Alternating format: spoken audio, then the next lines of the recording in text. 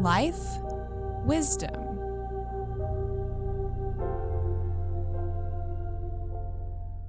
Hey everyone, my name's Molly. I'm really happy to be back with you today to offer a yoga-based video on how to help strengthen your knees, how to rehabilitate from any injury or trauma to the knee.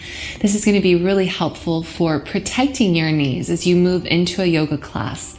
So I recommend taking this video several times and put on your favorite list, go over it again and again, then go into a yoga class and you'll be all prepared and know how to protect yourself while you're there. All right, so here in standing, I've just moved my mat all the way up against this wall. The reason being that I'm going to use the wall for support. This is going to be extremely helpful for those of you who may have had an injury or surgery to your knees in the past. It's going to help with a little bit more stability for you to push against. So here, as you step onto your mat, bring your left heel up against the wall. Notice that I do not have the side of my foot up against the wall. I've brought my toes in to an angle. So here you make sure that the foot is not flush right against the wall, but brought out just a bit with your heel pushing into the wall. Now as I step the right foot forward, I'm going to align the front heel and back heel together, so that they are aligned and we're not heel to toe. So you want to give yourself a nice broad foundation to balance upon. If you're having an off balance day, just move your foot over to the right a little bit more so that there's more distance between the midline here. But if you're having a good balancing day, again, you can work with that alignment of heel to heel. Once you have that alignment, lift and spread out your toes. Fan them away from each other. You don't want to cling on to the toes or cling onto your mat through them. You want to give yourself a nice broad surface to build from. Now that you have your foot positioning, you're going to bend the right knee, not into a full lunge, just a couple of inches so the knee comes forward and is soft. From here, we've brought our knee forward, but it's still coming to the inner ankle. If we were to draw a line from the middle of the knee down, it would intersect somewhere at this inner ankle joint. So what we want to do is bring the middle of the knee in alignment with the middle of the foot. And to do that, we're going to have to find an external rotation of this right thigh. So I'm taking the flesh of the leg, lifting it up and rotating it back. The only thing is that you don't want to roll onto the outer edge of your foot. As you pick up the right flesh and pull it up and externally rotate it out, at the same time push deeper into your big toe joint. And as you push out into that big toe joint, and as you keep the thigh externally rotating, then slowly begin to straighten the leg once more. And what you've just done is brought the midline of your knee right down in alignment with the midline of the foot. So if you were to draw with a Sharpie marker from the middle toes up through the middle of the ankle and shin, it should now intersect right at the middle of your knee. And that's the exact alignment that we're going for to protect the knee. Now here, as you lift yourself back up and straighten the leg, you're going to open your chest towards the side.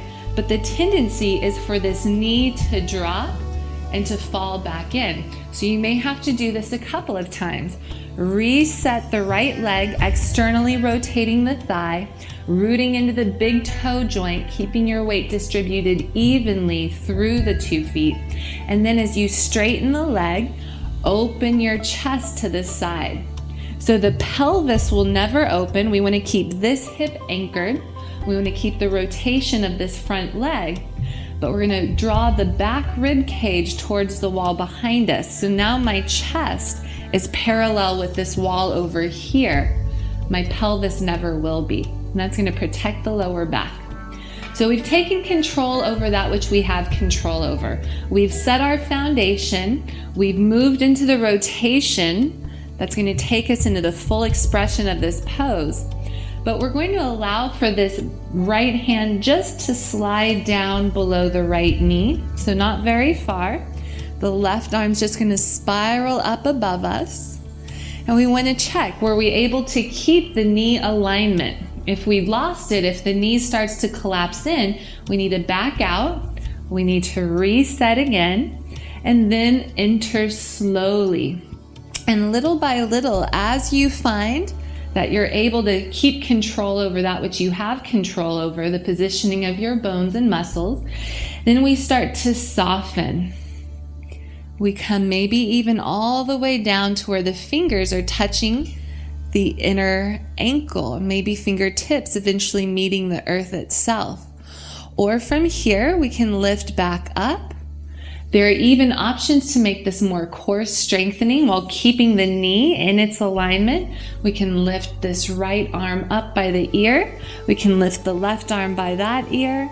And then we can pull this hip crease back any amount, leaning over for more of a core activating offering of this same work. Now from here, when you're ready to take it into a lunge, you can scoot these toes forward just a little bit to make sure that as you lunge the knee above the ankle, that it stays right there. If your knee is passing the ankle, you need to back out or scoot your toes forward. So again, the knee comes directly above the ankle. You root down deeply and evenly into that right foot. But again, you hug the knee to the right. And as your knee hugs over to the right pinky toe edge of your mat, you've just brought the midline of your knee in alignment with the midline of your foot. That's exactly what you want to keep here. Now it's the same rotation. The left rib cage pulls back as the right knee hugs over to the right. Then once you have that, feel free to wrap the left arm around your back or just lower the hand to the leg. Sweep the right fingers down beyond the left hip, then up overhead. Just remind that shoulder to relax. And here, as you continue with a calm, even breath, you can move your breath into this open space that you've created while strengthening in and around the knee, and also protecting the knee with this alignment. So again, the midline of the knee right through the midline of the foot. And you can also take it in and out of these two offerings. Again, you can bring yourself back into the previous pose and work here for several breaths. And then you can lunge the knee forward and work here for several breaths. All in all, being mindful, again, of the rotation of your knee. And also, we don't want to put any pressure on the knee. So the hand would either be above or below the knee here. The palm can also face the front, the back of the hand to the inner leg. And then from this lunging version, after you've opened into this right side, you can bring that forearm down upon the thigh and then open into the left side. And you can take a little flow in and out of these two sides, all the while strengthening in and around the knee, challenging this lunging leg by keeping it still and strong and supportive as you bring movement and fluidity through the upper half of your body. But again, the main things to remember through any type of lunging practice, keep your knee in alignment with the midline of the foot, whether you're in a pose like this or in a deeper lunge in which you're opening out. Now, once you've finished doing this first side and have gotten from that, maybe a good 5 to 10 breaths in each posture, or you can lunge 5 to 10 times in and out, moving with the breath repetitively. Once you finish this first side, then go ahead and switch and take the right heel in towards the wall, stepping your left leg forward and recreating the same work there. Now keep in mind that one side of your body is going to be a little bit different. So if you find one side to be weaker or tighter, go ahead and stay if you can for another couple of breaths. See if you can rebalance and use this practice as only your body knows how to.